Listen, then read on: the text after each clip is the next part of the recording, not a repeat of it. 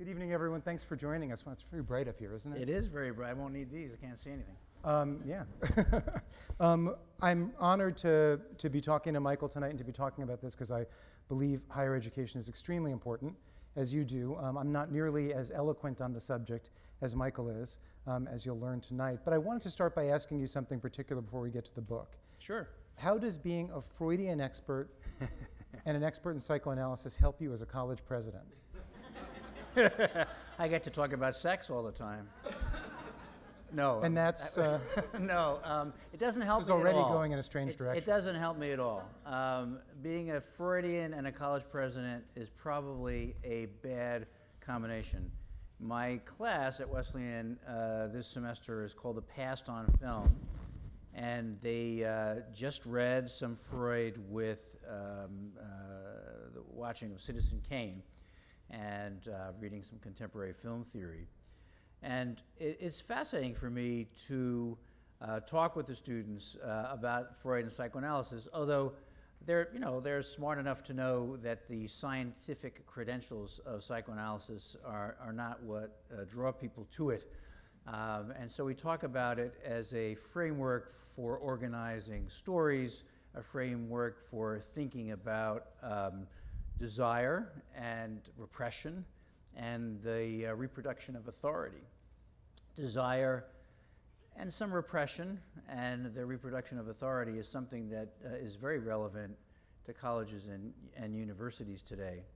But for me, the quintessential Freudian question is, what are you really getting out of that?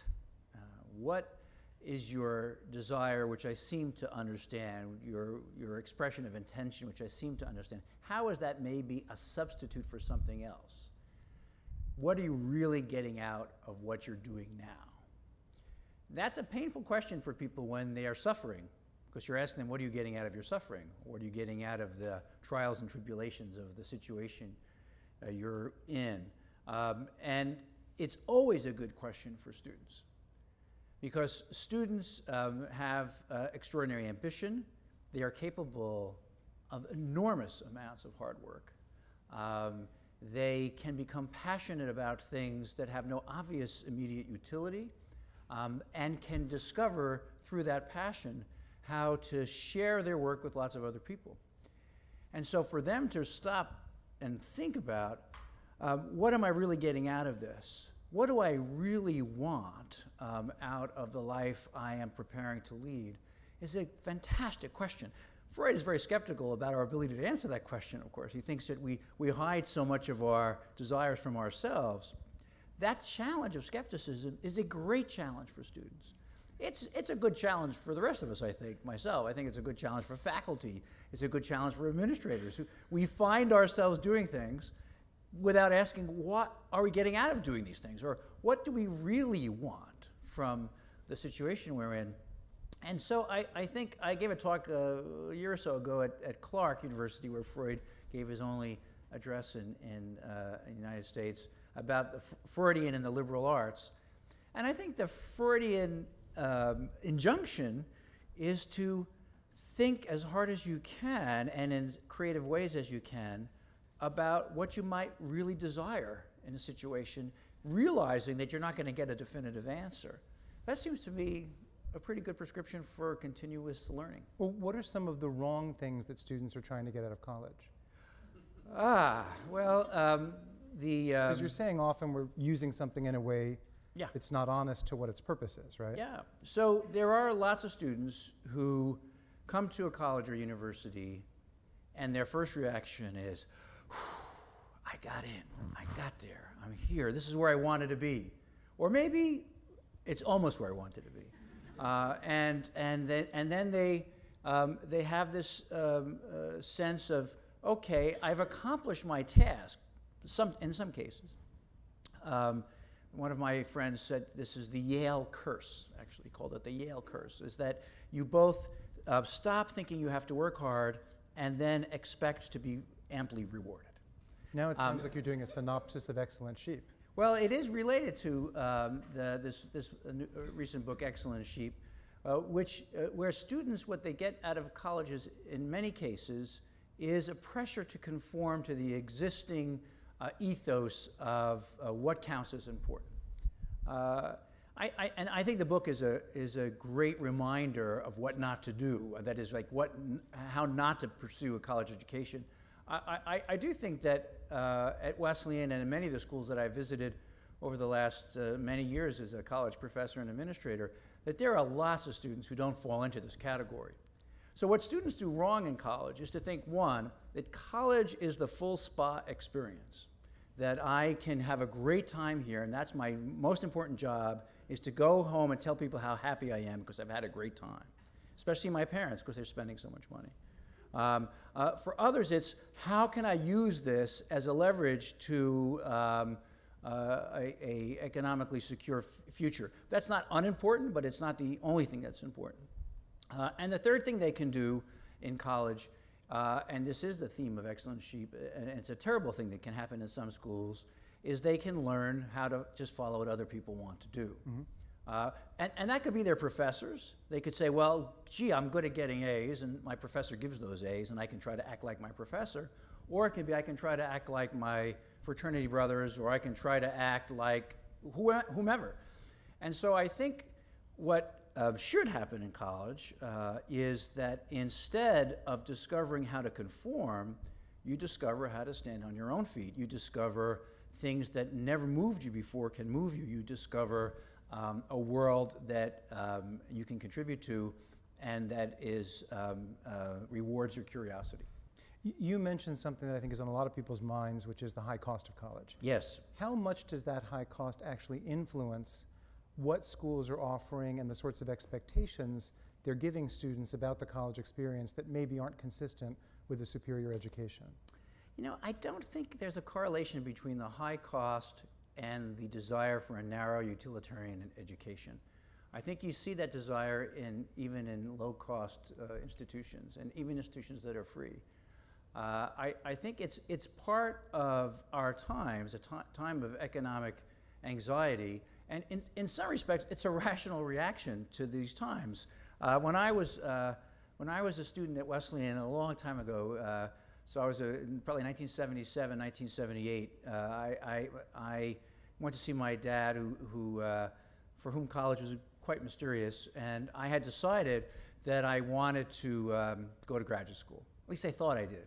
I wasn't sure exactly what that entailed, but all my teachers at Wesleyan said, "Don't expect to get a job." There were no jobs in academia at that time, and if you went with that expectation, you were going to be disappointed.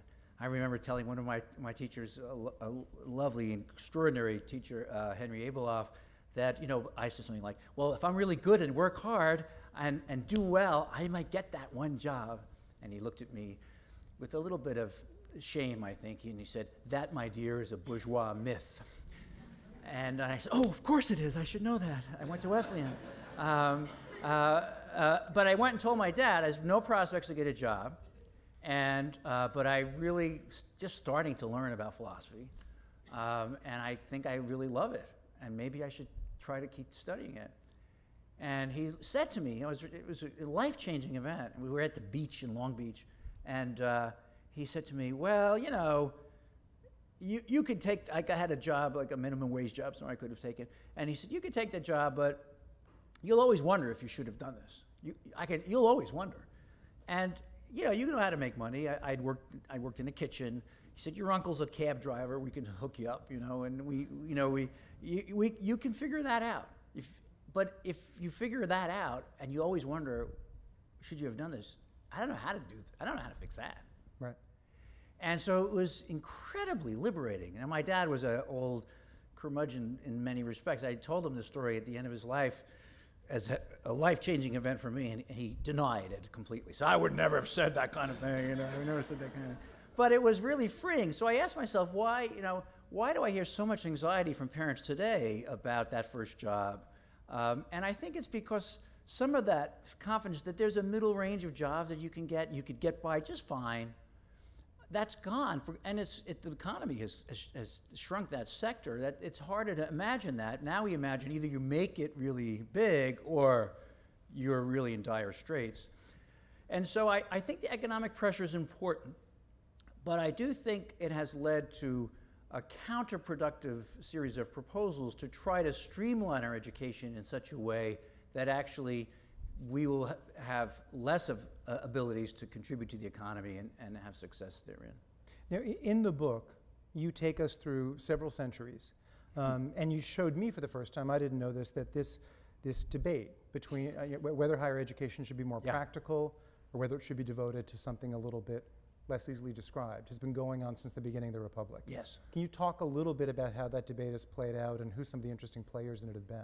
Absolutely. I love to do that. When I started the book, I began looking back in American history to see what the antecedents for our current situation might be. I'm a European historian myself. I did most of my work either on Freud or on French intellectual history. But I was struck by an intuition, I guess, or a hypothesis that the pressure to make higher education more utilitarian was really about a pressure to make it more conformist, to make people conform to the status quo. And so I began to read in American history, especially around in the founding period with Jefferson and Franklin, and that was very much in the Jeffersonian ethos in the early days of the Republic. That is, that education should set you free. Education would make you a contrarian. Education would give you the ability to resist the tyranny of the government and the tyranny of the wealthy.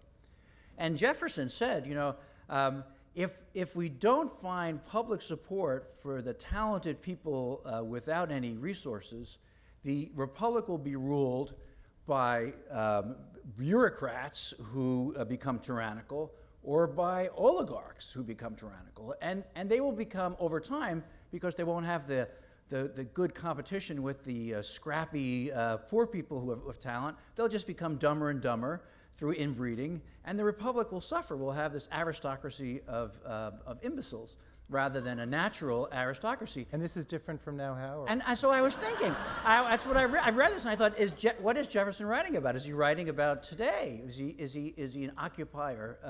Is he writing about today? And I mean, there were lots of little things. I mean, he also, as a college president, I sympathized with a letter he writes because a bunch of guys went down at the University of Virginia, they went down the road and they got all drunk and they started throwing rocks at professors' houses.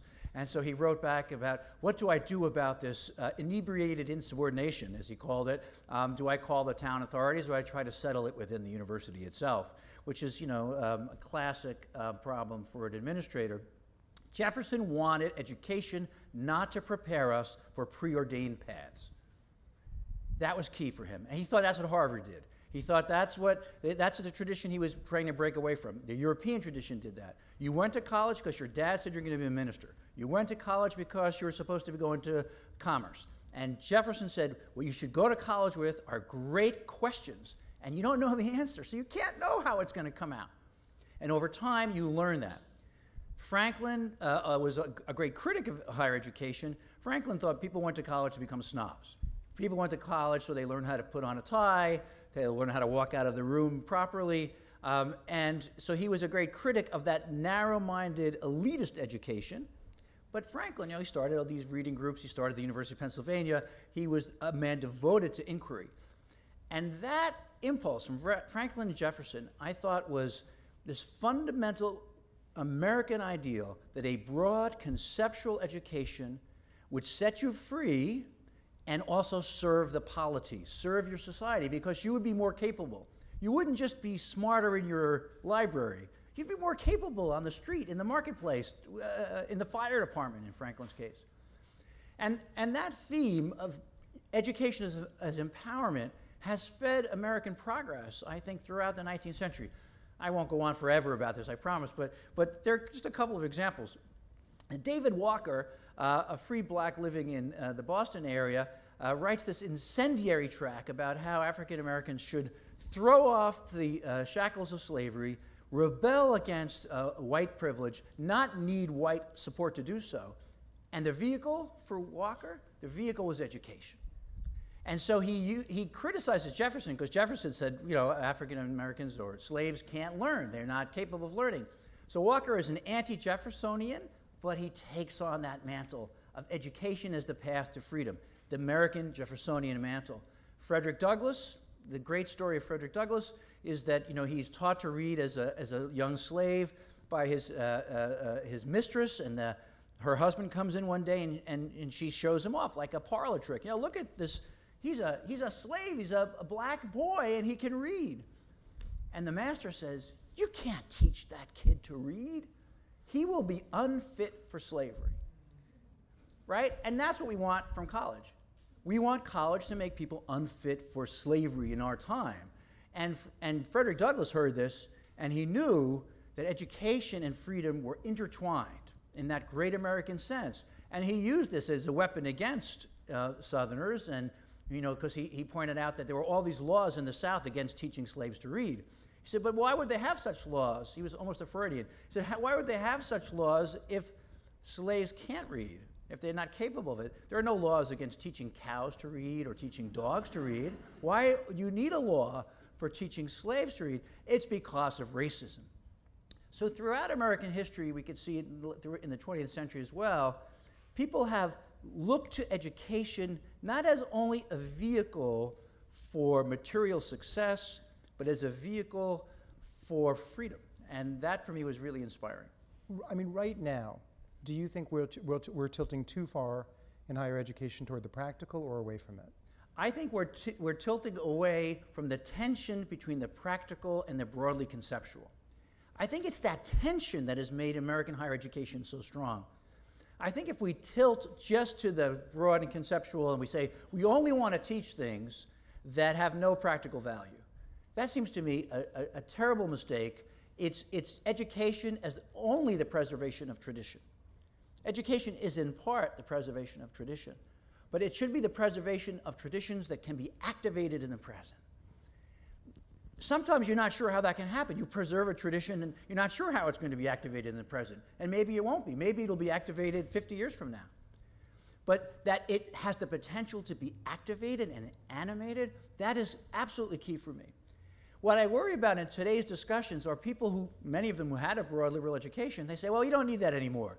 All we need now is something instrumental, something that will allow you to get your first job or to code this computer program for a certain task. That those narrow instrumentalists are losing the tension between the practical and the broadly conceptual. And that tension has, I think, given rise to American innovation, creativity, and a desire for a more democratic citizenship. When the things that students are studying in college, when that doesn't square very well with what the job market at a given time needs, we hear all the time about a surfeit of psychology majors, not enough people studying science, engineering. Should people in higher education, should people who do federal policy, should they be doing things to try to shape that and change that so that college squares better with the job market? You know, I don't think so. I think that the federal government's attempts to manipulate the marketplace have often had just profoundly counterproductive results. I do think that higher educational institutions should find ways to preserve this tension between the practical and the broadly conceptual, find ways to create programs that model activities that will have a place in society. I'll give you, John Dewey said it better than I just did. John Dewey said that the task of philosophy is to deal with the problems of society at the time, using philosophical methods. I don't think that liberal education is old-fashioned liberal arts distribution requirements. I think liberal education is a broad conceptual and contextual approach to any discipline that will allow you to see the connections between what you're doing in that specific discipline and the world around you. And so I do think it's incumbent upon colleges and universities to teach engineering and design and economics and film and religion in ways that empower students to do things when they graduate. And that means not focusing only on making sure that what I taught as a professor is taught to my students. It means being conscious of how are my students going to translate what they're learning now into what they're going to do when they leave this classroom. But you don't think they should be nudged towards certain majors that might set them up economically better after graduation? I don't think they should be nudged by the government. Forget the government. Yeah. Let's talk, I mean, there are many other ways they could. There are some ways, and I'll give you an example from my experience at Wesleyan.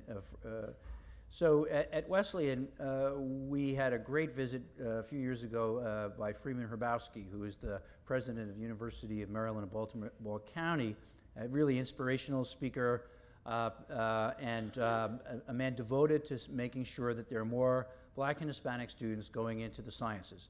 And he says PhD programs in the sciences. He would, medical school, no, it's not ambitious enough. He really wants, and he came to Wesleyan at my invitation to talk to our scientists about this, and said, you know, he looked out at the audience. He's an African-American mathematician before he became a president. He said, I know you guys do a great job. You do a great job. You liberal arts colleges send disproportionately more students on to get PhDs in the sciences. They are fantastic. If you want to get a PhD in the sciences, you shouldn't go to Caltech as an undergraduate or MIT. You should go to Wesleyan. You could even go to Williams.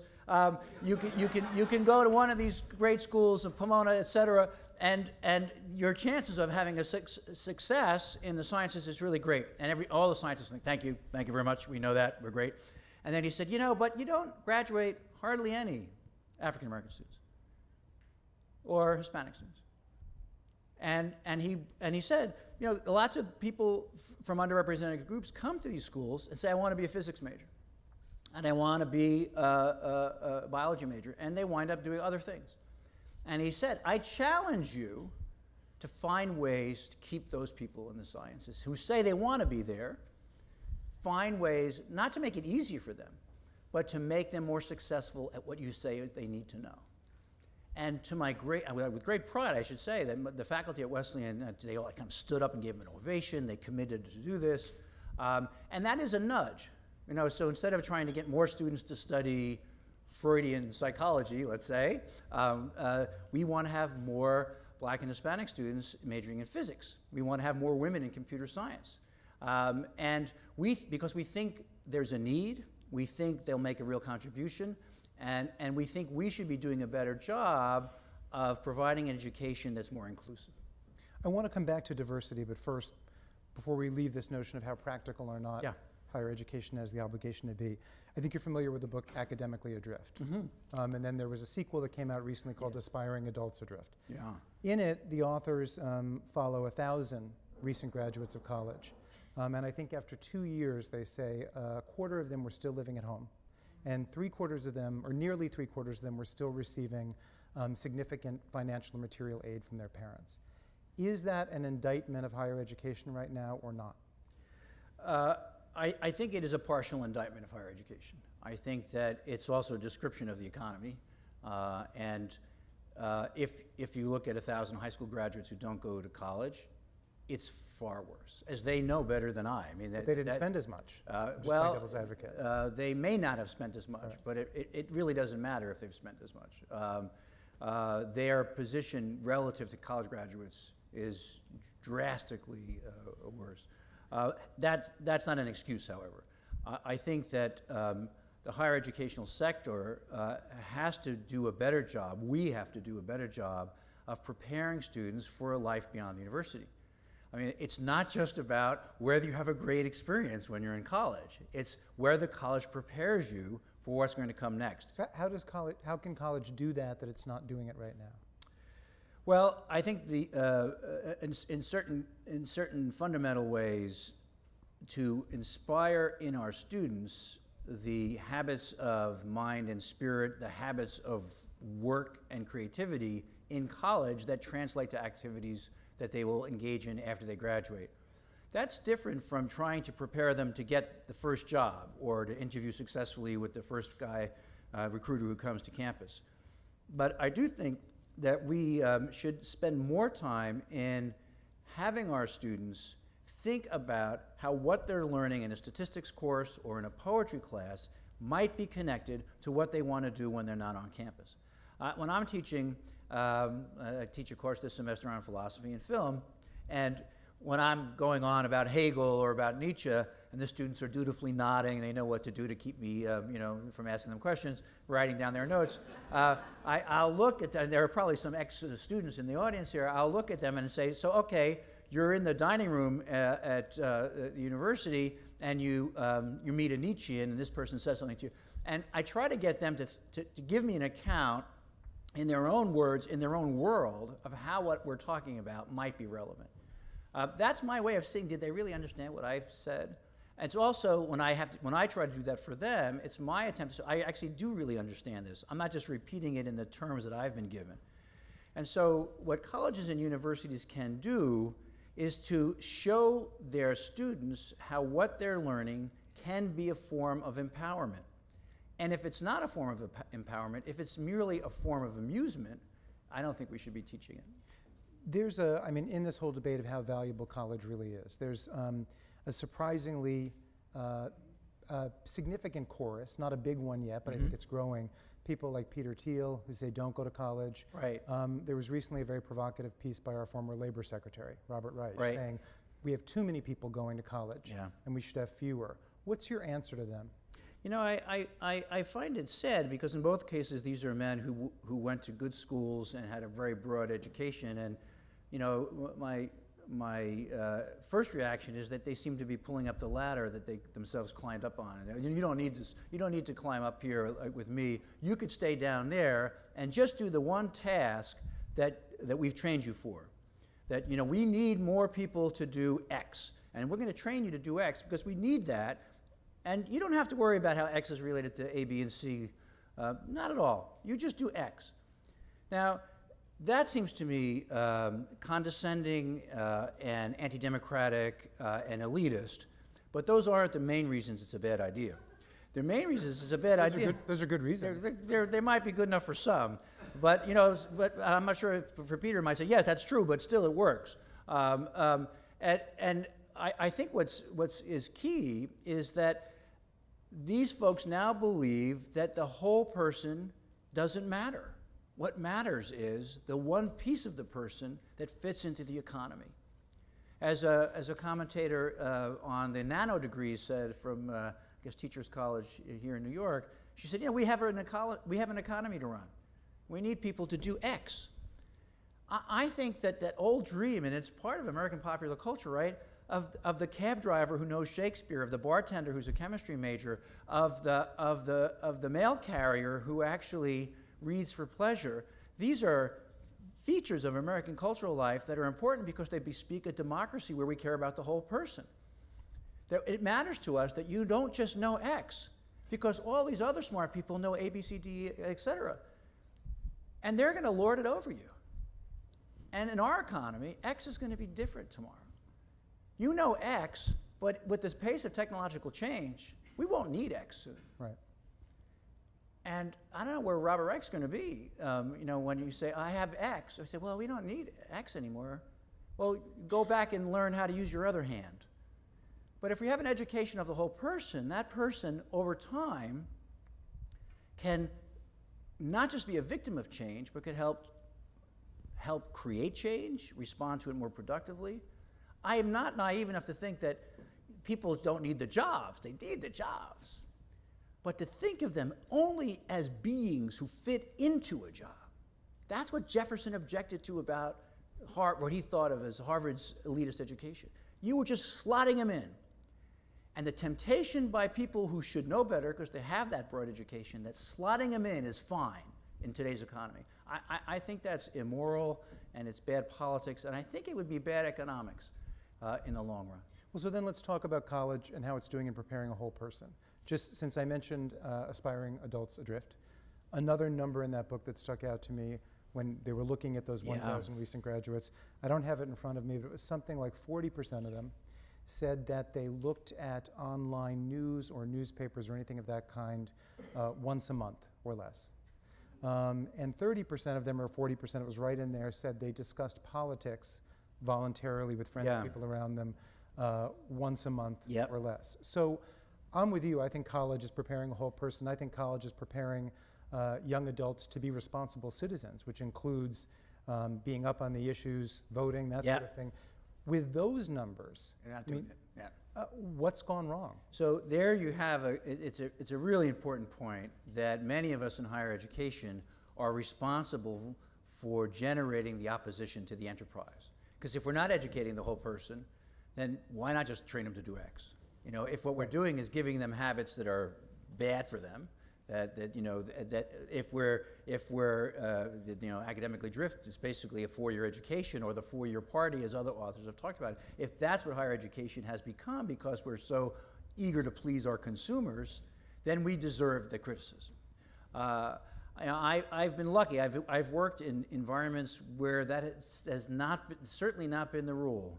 I mean, I can talk about Wesleyan, and it's very self-serving because I'm as its president and in front of a lot of alumni. But so let me say a word about California College of the Arts, where I was the president from 2000 to 2007, an art school, very original people. Our daughter said, our daughter Sophie said that they make Wesleyan people look like, you know, they come right out of GQ or something.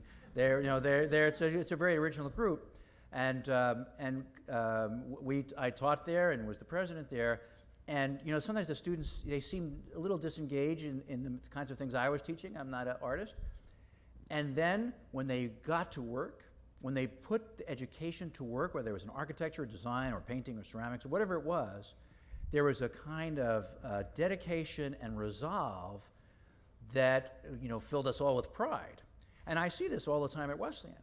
People inspired not by grades. Everybody gets good grades at these schools. They're inspired by their fellow students, by their professors, to often work harder than they ever thought they could work.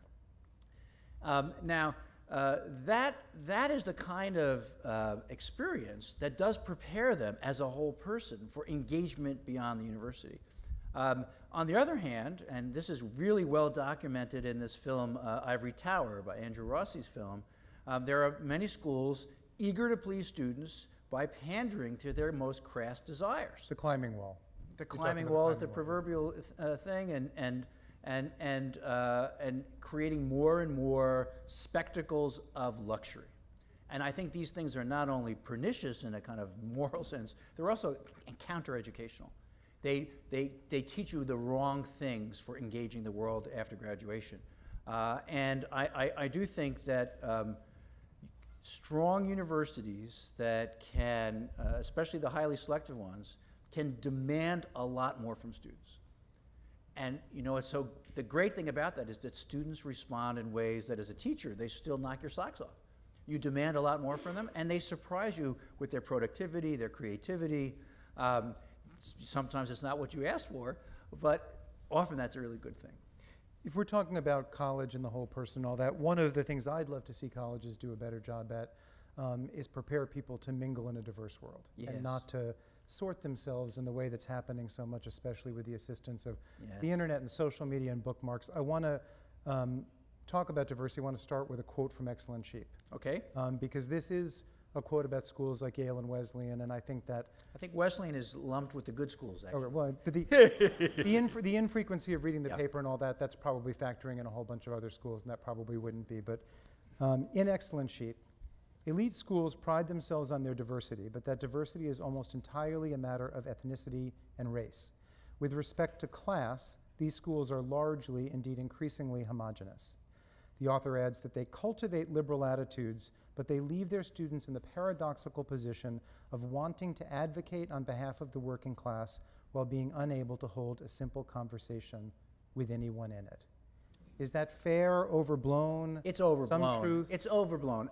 I do think that there's some truth in it. That is, there are some schools, and you know, your newspaper did a great story on what schools are devoting assets to low-income students. I think Vassar came out really well. I think you came out well too. We did, especially given the resources you have. Yeah.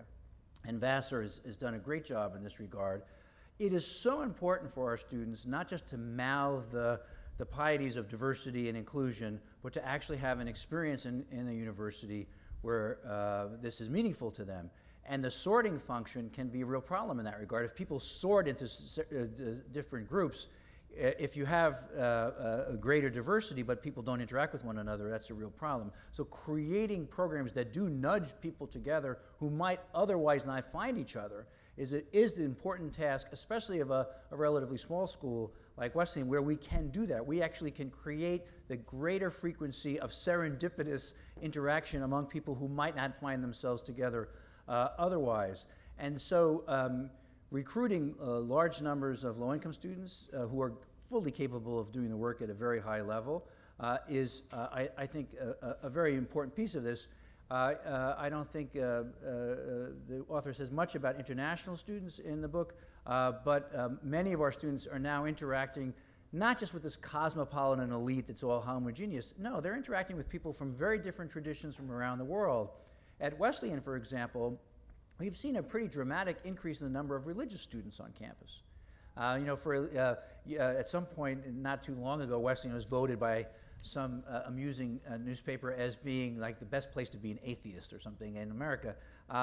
And students, religious students would complain that you could be into anything but not God at Wesleyan. And that's no longer true. That is, there is a mix of cultural traditions that's much more powerful and from which one can learn a lot more now than was the case, I think, 20, 25 years ago, where we still have a lot of work to do. And this is an ongoing challenge, and I am working on it with a team at Wesleyan, is political and intellectual diversity. I think what happens in many of these schools is there is that herding function where people become liberal or radical for 4 years, try these ideas out, and then they often change as they get older. And when they're in a college campus, they're in an echo chamber. You know, and you know, people say, "Oh no, there was a Trotskyite as well as a Leninist when I was at Wesleyan." Well, that's not the full range of political expression. And finding mechanisms to create authentic political dialogue, debate from different traditions, I think, is a really important thing to do, not only among the students but among faculty. You have, I noticed, I agree with you. As I was looking at Wesleyan's website recently, I realized there's a real tension between making students feel safe and comfortable and doing what you're saying, which I think is very important, which is encouraging them to look beyond their own perspectives. And I noticed you had themed residential housing, so I could live among music lovers. I could live among people who cared about the environment. I could live in an LGBT setting. I could live among women of color. Isn't themed residential housing the antithesis of the kind of mingling you're talking about? Well, it is in tension with it, and so people usually live in. I mean, a minority of our students will live in themed housing, probably no more than a third, and that third will live in those houses for no more than a year. So it's part of the experience, but it's just part of the experience. And it has been really important for groups that feel they don't have a critical mass on campus. So if you're looking for that serendipitous interaction and you never find anybody who shares your interests, that can be pretty alienating. So the hedge against that, in some ways, have been these theme houses. But they are in tension with this idea, and we talk a lot about whether we should still have them. I mean, students tend to like them because they give you that sense of comfort, and then they go out again. And so we don't want people to have too much comfort, but even an old fogey like me doesn't think they should have no comfort. So I think there's that dialectic between wanting people to find folks like themselves, but not wanting them to only be with folks like themselves. So what are some of the structures or vehicles that could be established for discomfort? I mean, if education is in part about discomforting you, yanking you outside your comfort zone, what are some things that a university can do with curriculum, with the living structure, that can encourage that? Well, I think one of the things that happens, and it's somewhat paradoxical in athletic teams, is that students are sometimes thrown together with people quite unlike themselves. They share, let's say, a devotion to field hockey, which is, you know, idiosyncratic. Let's say I'm still trying to figure out the rules, but they're on the team. That's what they share. But in many other respects, they're quite different, you know, and they're so different from each other, or whatever the sport may be, and they have to work as a team. The other place this happens a lot at a place like Wesleyan and other liberal arts colleges is science labs, where we recruit very purposefully students in their first couple of years who aren't quite sure what they're going to do in a science lab. They're not sure, they don't see themselves necessarily as science people, and then yet they're in there with a group of students with different interests, and they have to work as a team. So I think one of the important things to do in colleges and universities is to break away from the mold of solitary work. And this is something I need to do more of as a teacher myself. When I give an assignment, I give you the assignment, you write the paper, I give you my comments, we have this exchange. Everybody else around us doesn't know what happened. And so creating projects where people are thrown together, they don't get to choose their team, they don't get to choose their lab partners, they're thrown together, but they have to find a way to work for a common endeavor. This, I think, is a great experience for life after the university. What did you make of, there was a lot of, are we ready for, oh, that went quickly. Let me ask you one last question. Okay, let me ask you one last question of my own, not higher education, before we go to audience questions. Sure. You've been reviewing books lately. I have, for a long time now. I think for the San Francisco Chronicle you reviewed, is it Greil Marcus? Yeah. Is that, yeah, Greil Marcus's The History of Rock and Roll in 10 Songs, right? Yes. And thereby showed yourself to be somewhat of a music fan. Yes. 5 favorite rock and roll performers or bands of all time. Oh, man.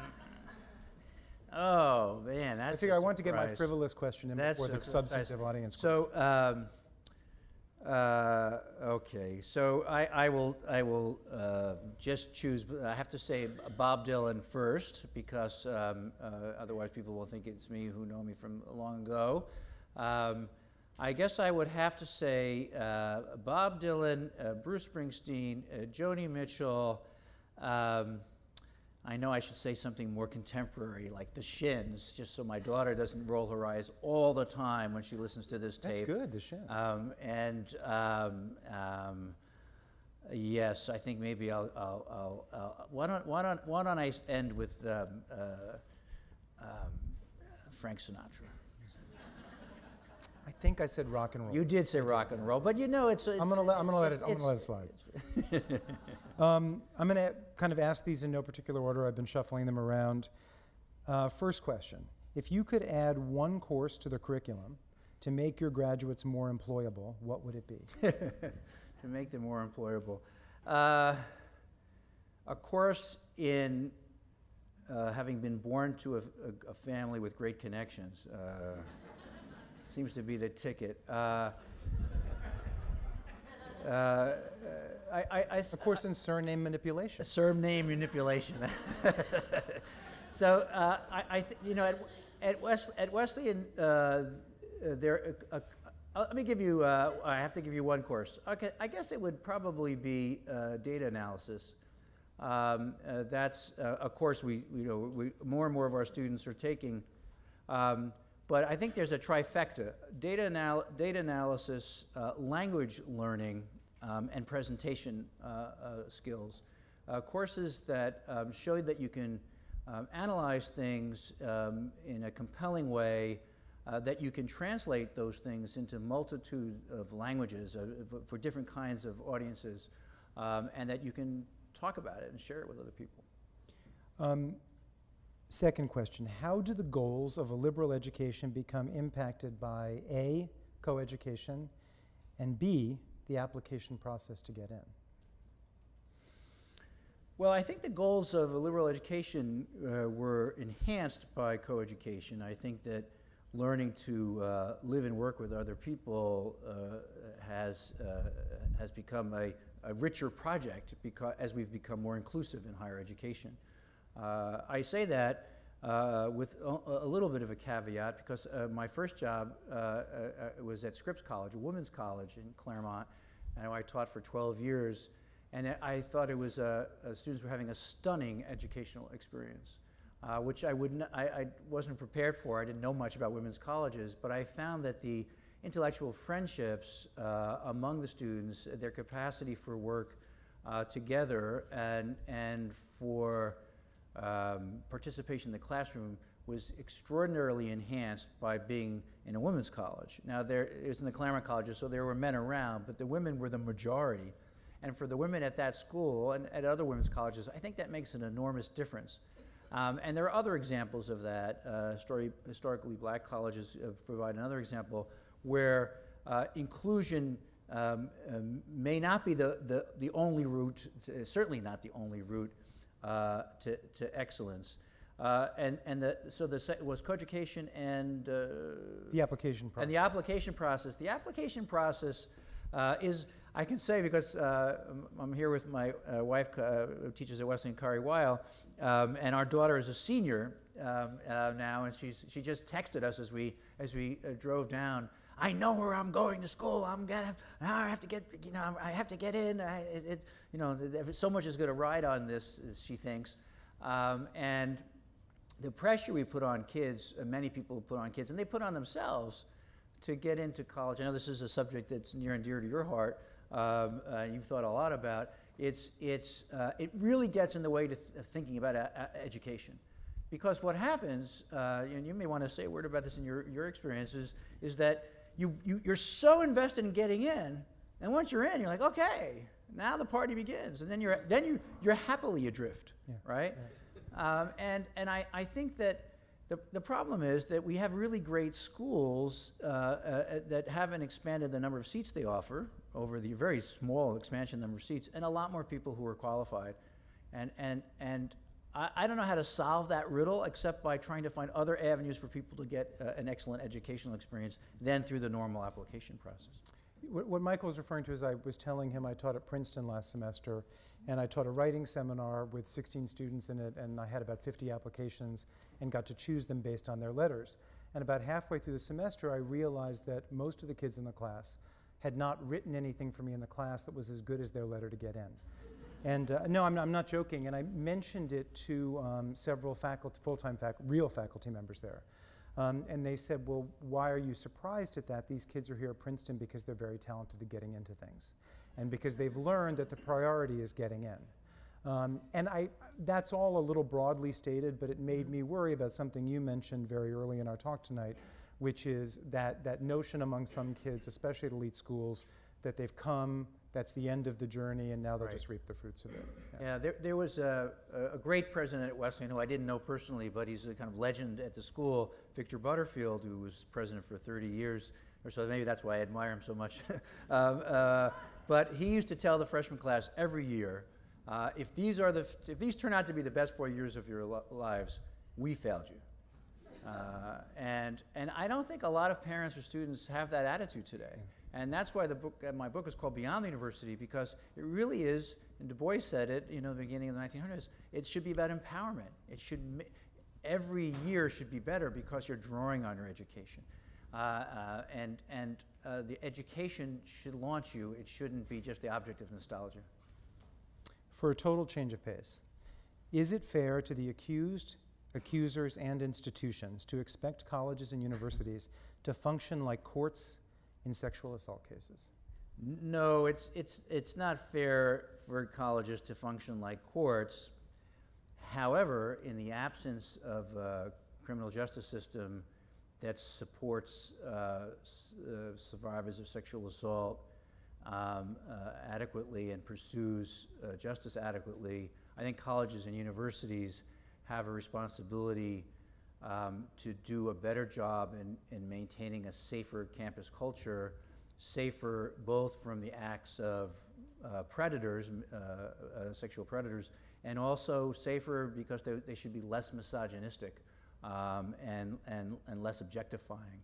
The last pieces, less misogynistic and less objectifying, that's just part of our educational role. That's not a role as a court.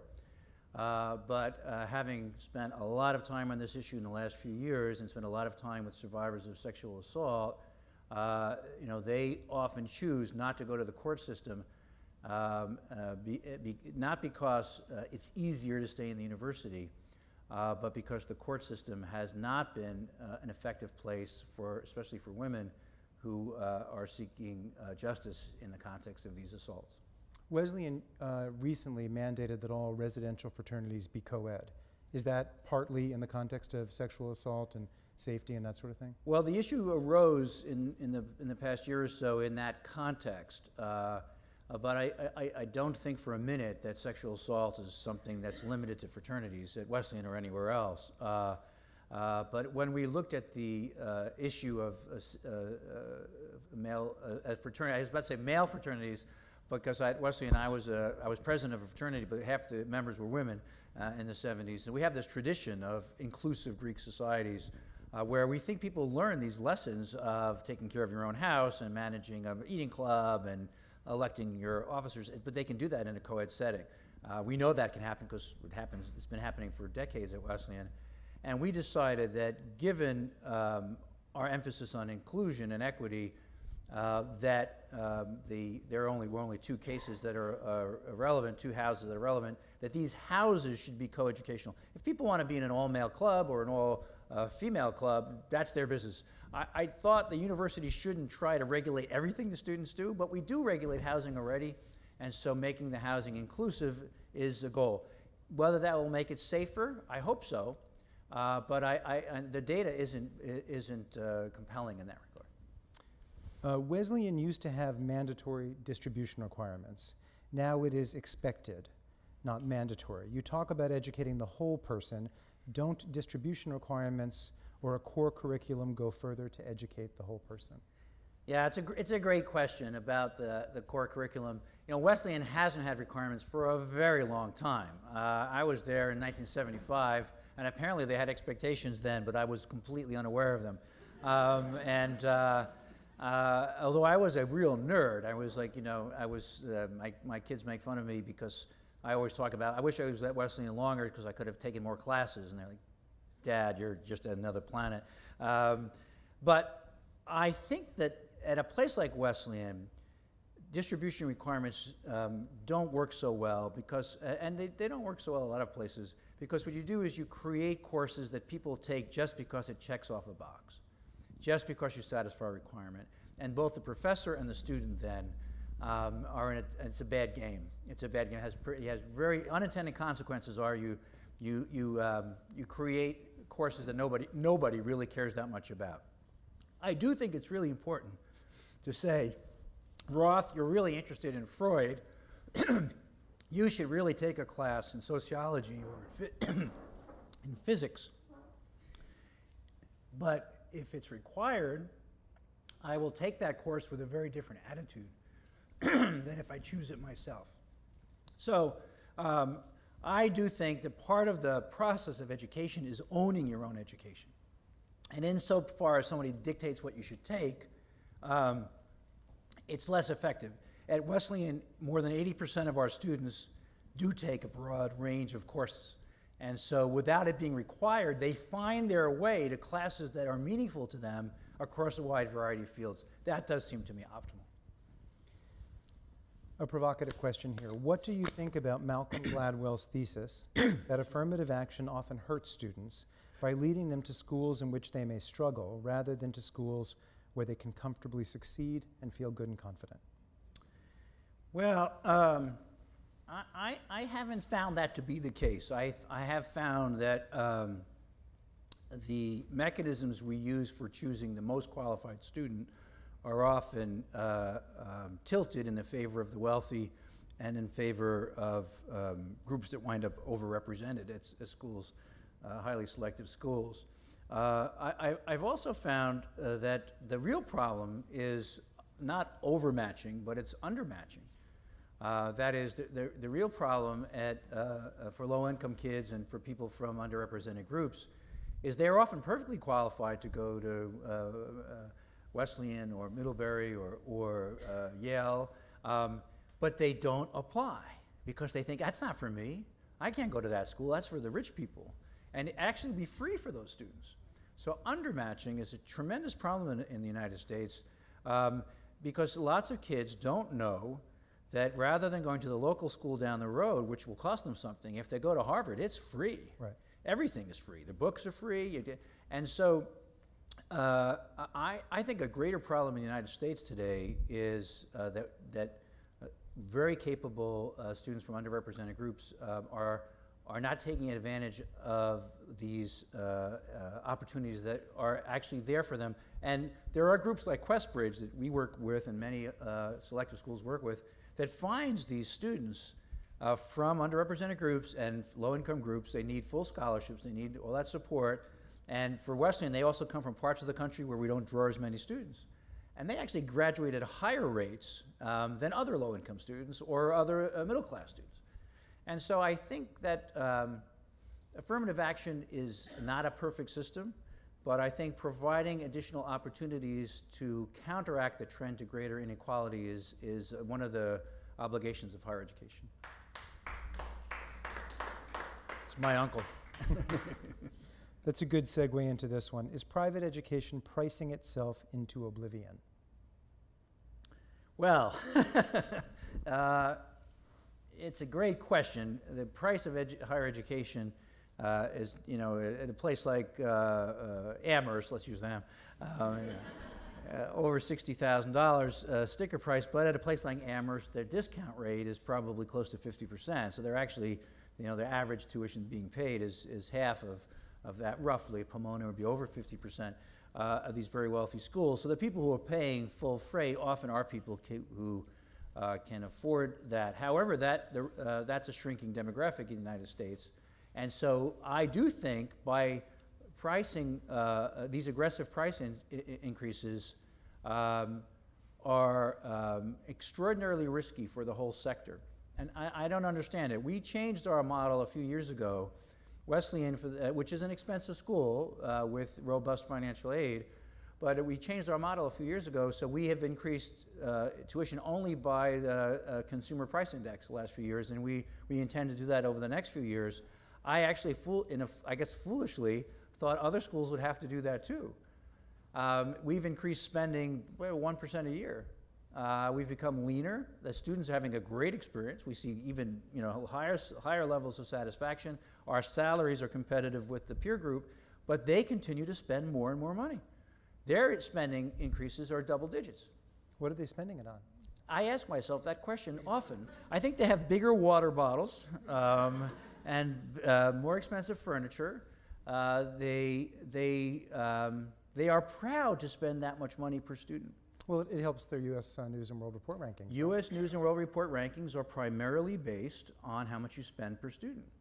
And so there's this enormous incentive to keep raising tuition so you can spend more, which is, it does seem like the path to oblivion. So we got off that path a couple of years ago. I also think it gives you a great incentive to be innovative on campus. So, and you can just open the tuition spigot and get more money. You can just keep doing some things that aren't very efficient. We've had to make choices, which I think have made us a stronger institution. I also think that we have to create more avenues for people to get the identical academic program or as strong an academic program, but in a more cost-effective way. We've been experimenting with MOOCs. I'm not sure how that will all come out. It's it's just a few years we've been doing it. We've had more than 1 million students in our classes. We're not sure exactly, how to measure our impact there. But we've also said that it's not that hard to get a degree in 3 years. If you come to Wesleyan and you spend 2 summers taking classes, and if you had 2 AP classes, you're there. And so you can save, you pay something in the summer, but it's heavily discounted. You can save 20% off your tuition. So it's not just slower increase, it's a pretty dramatic cut. And students love being at Wesleyan so much that, not that many people have taken that offer, but I think as we provide more access more pathways to completion of a degree without just making it easier, to make it rigorous, make it demanding, but have more pathways to completing the degree, we will find more cost-effective ways for college education. If you could earmark a donation to Wesleyan, where would you like it to go? Financial aid. I think that for me, increasing access to Wesleyan through endowed scholarships so that students can have that full Wesleyan experience even though they don't come from a wealthy family, that's priority. Kari and I had a reception last night for new faculty at our house. We do this, we have a bunch of receptions at our house, and all the workers there are students. They're working 2, 3, 4 jobs. These are not people who are adrift. Some of our students are sending money home, right? They come from poor families, they're sending money home. And I want to make sure, and they're incredibly talented. I mean, they're doing great things. Of course, they have to be so organized. And we would so like to be able to have more support for those students so they would have the full experience of a great university. You mentioned MOOCs just a moment ago. What kind of learner or student should not take an online course? That's a great question. We did think, many of us who were experimenting with massive open online classes, we thought, okay, they're free. You'll have open classes in very poor countries and people who haven't had any exposure to higher education. They actually tend to get lost in MOOCs. It's hard for them to get the most out of it. Although I did have students in Bangladesh and in India and in Africa who did get a lot out of the classes, but they are not harmed by the MOOC. But I think many students who don't have experience with higher education need some assistance to get the most out of the MOOC. So this class I've done with the 92nd Street Y, How to Change the World, just basically why you should care about some major global issues. What do we know about them, and what can you do? What's something you might do about them? That's a class that's been used in a middle school in Israel. A teacher sent me some photographs of his kids watching this big screen, my head on it, and a graduate school in public health in Texas, and in Korea at a women's university. And I mention this because I never thought that it could be used in these ways. But people take the MOOC and use it to teach people where they are. Find the student where they are, find a way to communicate to them effectively, get them to care about things that matter, and the MOOC can be an effective strategy, especially when combined with a professor or a teacher who's there to guide the student. What is the source of the strongest constructive dissenting voice you hear as a leader? And how do you encourage a willingness to dissent from your views at different levels of the school? I have no trouble finding dissenters at Wesleyan. Trying to find some affirmers. So at the student level, there's a great deal of dissent, although I think Wesleyan students would say, Roth, you don't encourage dissent enough. You don't encourage protest enough.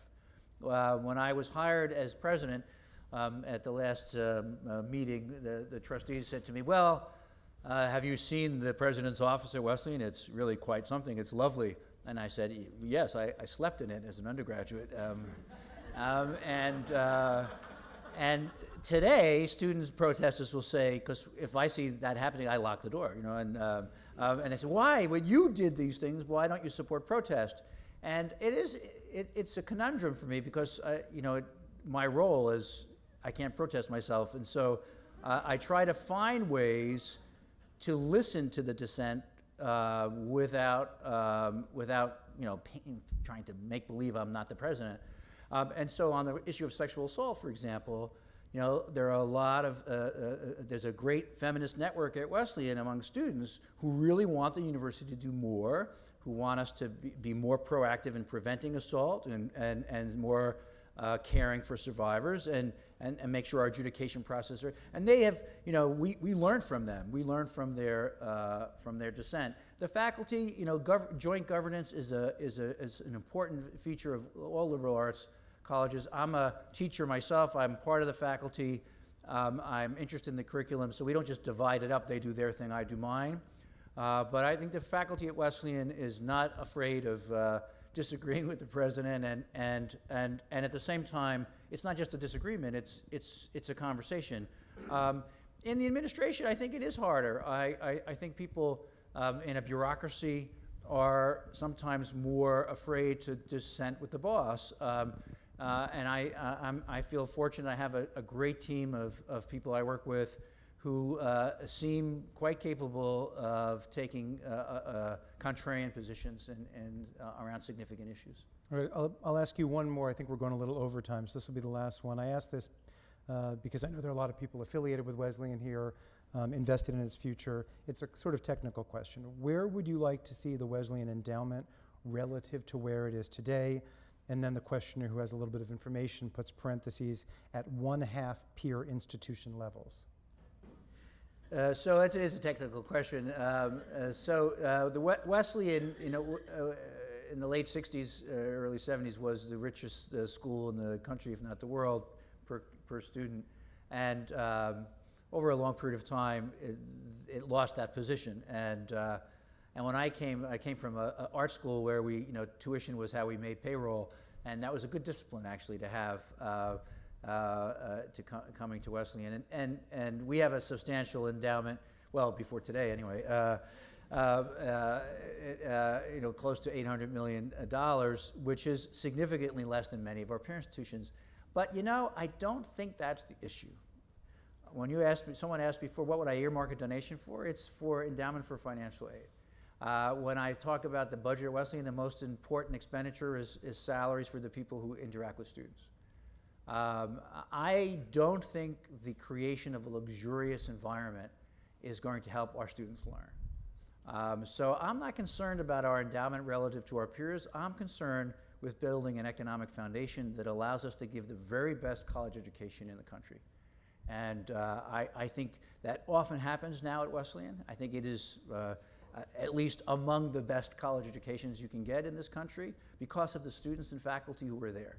It's the people. It's not the endowment that makes a good school. It's the people who make a great school. And if you are interested in music or creativity or classics or poetry and argument and politics, I mean, Wesleyan would be a place you'd be foolish not to look at, whatever its endowment was, because the people who have been there and continue to come want to change the world for the better, and they're acquiring the tools to do it. So the endowment will be fine. Are you signing books? I'd love to. I think there's some outside. Okay, great. The book is available here, right? Yes. Beyond the University. Thank you very much. Thank you, Frank. Thanks so much. I think